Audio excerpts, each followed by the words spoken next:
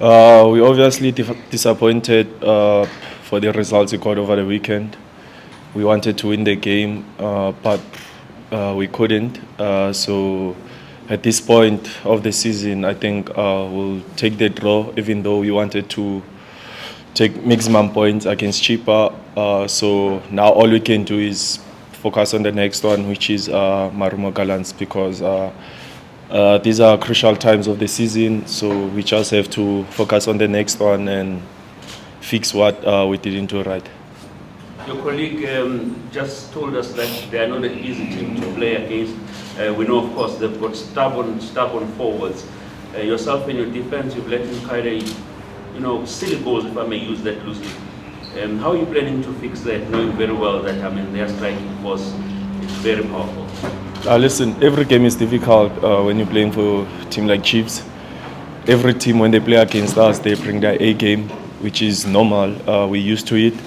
And as you said, they have a very good team. And as a team, we know the things that we've done wrong throughout the season, the things that we have to fix as a team. So we're looking forward to the game, and I believe we're preparing well for it. Bruce, Twali and Brandon had a chance of their own during the start of the season, but then you took over and you have made like the number one position you were on. But then your former captain says there are some things that you didn't listen to him, that Rowan Williams listened to him. How do you take that, and how do you look at your game so far? Listen, Itu is a club legend. What he has done for the team, I don't think anyone in our generation will ever do. What he has done for the country is very big. I respect him, and listen, I do talk to him. I do talk to Itu, and whatever that happened, like it happened, and whatever that is said. But my focus is the team. My focus is me doing well for the team, and also making sure that I live to my full potential. But how do you look at your game so far after taking over from the other two goalkeepers? Listen, it could have been better, definitely. There's definitely things that I could have done better. But all I can do is focus on the next one, as I mentioned. Bruce, when we came here, just after you got back into the team, I remember after we finished, you said we grilled you because we asked you about your potential, your age, and things like that. But you've come in, you've got 8 clean sheets, you've conceded less goals than games played. So how do you reflect on that, and how much confidence do you have? Because even if the team's not doing well, you're still getting your clean sheets and things like that. For me, what's important is the team doing well. If the team is not doing well, my clean sheets won't count, and my performance won't count. So my focus is definitely on the team. If the team can do well, I believe I can also shine in that bracket.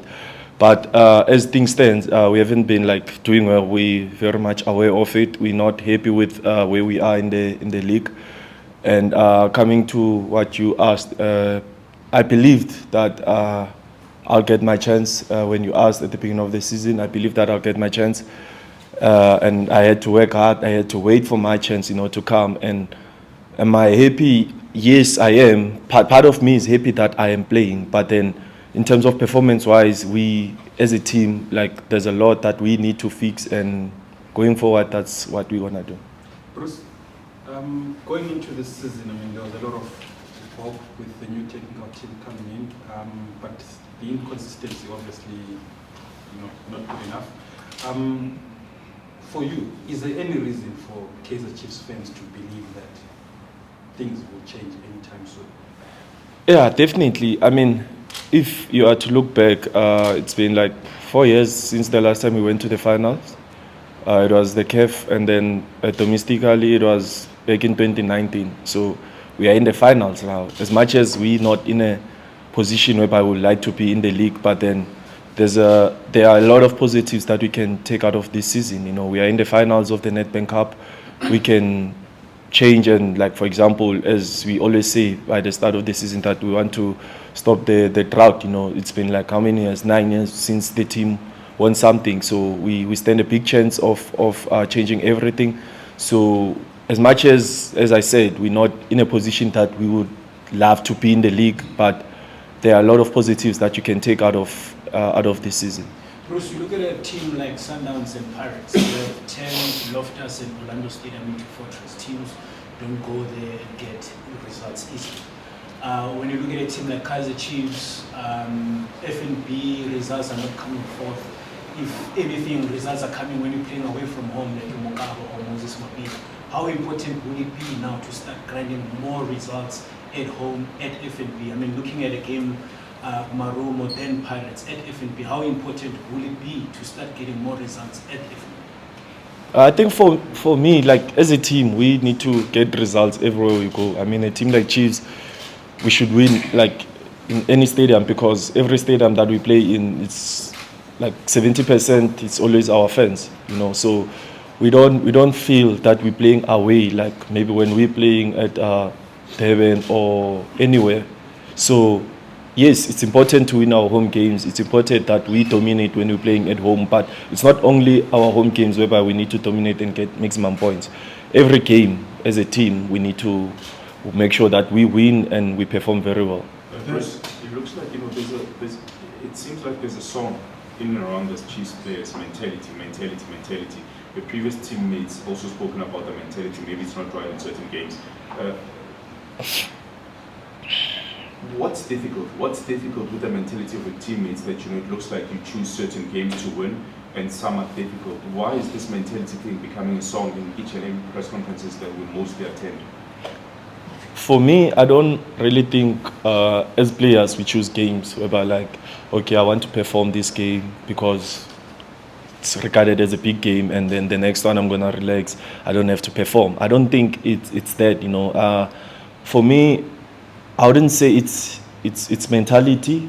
I think it's something that we need to work like as a team, you know, to fix. You know, we need to fix the way we prepare ourselves for the so-called like small games, because one thing for sure is that every player wants to play the big games, like you can see with the preparations and how they carry themselves throughout the week. So I don't think it has anything to do with mentality, but we as a team, like as players, let me say that as players, we need to make sure that we look at the steps that we do when we're going to the big games, and we should also apply the same things. Speaking of big games, the game against Chippa was obviously not the result you would have wanted, and a lot of people have been saying perhaps the high of the Sundowns game might have, you know, stayed a bit too long. Has it been difficult at all to focus on the so-called smaller games, like the one against Chippa, like the one against Marumo, knowing that you've got double derbies coming up still, because the fans are already there. I mean, tickets are already sold out for the league derby. Has it played any part in the players' minds at all? I don't think that played a part in our minds because we know the importance of the game that we're going to play over the weekend. We know that we need points. We know that we're not in a position that we would like to finish, you know, at the end of the season.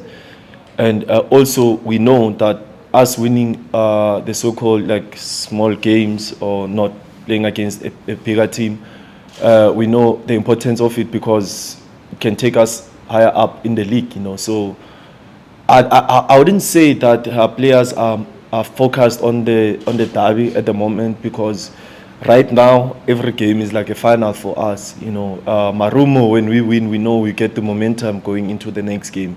We know we're getting the maximum points that we need, you know, in order for us to finish better in the league. I mean, without being personal, I mean, yourself and Ranga happen to be most criticized players when it comes to the stands, where we see some of us where, you know, your own fans blame you for this, blame you for that, and they don't even care whether you have got a clean sheet or not in their previous match, but whenever you concede a goal, they blame you. How do you handle such criticism and still remain the positive Bruce that we see every day, those who manage to see you at a closer range like now?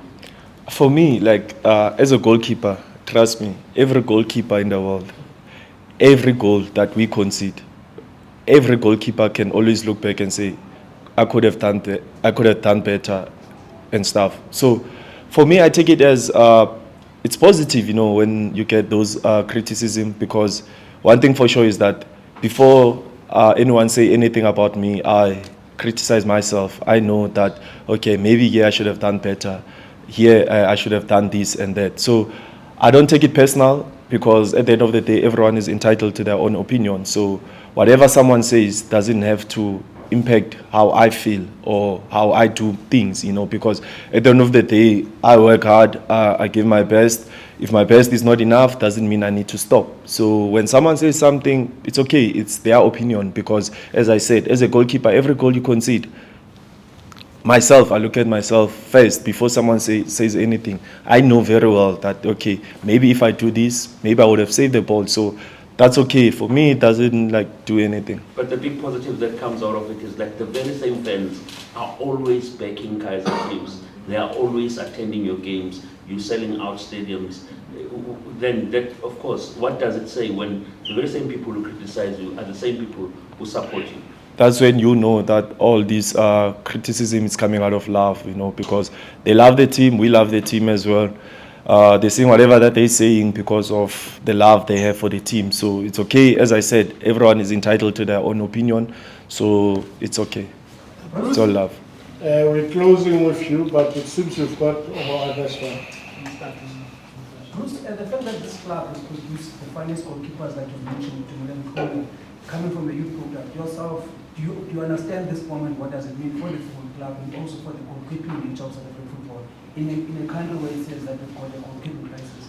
Of course, before I even came to Chiefs, I knew the importance of a Kaizer Chiefs goalkeeper. I knew and I saw also the goalkeepers they had before, and obviously, as a player, as a person coming to Chiefs, I always wanted to be on top. I always wanted to be up there as well. So we have a chance of making history in this group. We have a big chance of making history and changing everything. You go for it? It's similar. How have you handled that? When you step in as a Chiefs goalkeeper, you're stepping in the footsteps of legend, and how do you do your own thing and be Bruce, but be able that when you leave, you can be mentioned in the same breath as the Utus and the Bryans and the Rowan? Well, I do that by showing up every day, giving my best every day, believing in God, trusting that His timing is always perfect, and knowing very well that everything that happens, it happens for a reason, and yeah, giving my all. Thank you.